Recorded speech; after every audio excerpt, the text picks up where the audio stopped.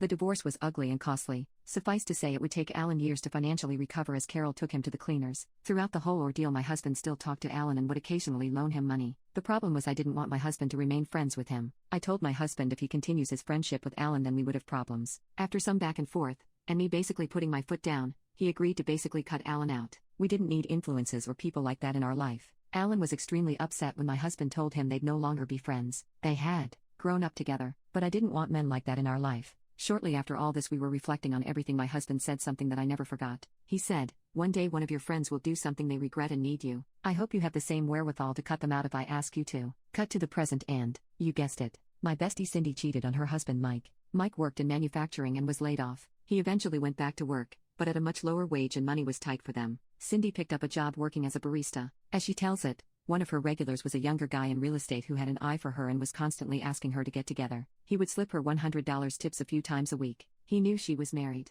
Eventually Cindy gave in and started seeing this guy regularly on her days off while Mike was working. Because she had already started an affair with someone, she threw herself into the deep end and began seeing another guy on the side too. The guy in the restaurant who gave her tips was an emotional as well as physical affair, whereas the 3 other guys she was seeing were all strictly physical affairs. She told me she always felt guilty and knew it was wrong but couldn't stop herself. She said the intimacy with the guy from the restaurant was like she'd never experienced with Mike, and she felt wanted and desired it again. They were caught when their oldest daughter came home early from school because she wasn't feeling well. Cindy was busy with her affair partner, didn't see the text from her daughter, and the daughter walked in on them. The daughter told Mike. Mike was devastated and they are getting a divorce. The family has basically ostracized Cindy and want nothing to do with her currently. I and a few friends have been her support through everything. I need to say that I recognize what she did is terrible. However, my husband has pounced on this opportunity and is demanding I cut contact with her completely, just like I did with him 4 years ago. He says, "We don't need cheating cradle robbers in our lives." I explained that this is different and the issues between Mike and Cindy are more complicated, and she feels genuine remorse and wants her family back. He says he doesn't care about the issues or how she feels, and that he made a sacrifice for me years ago by cutting out one of his closest friends, and I need to do the same for him.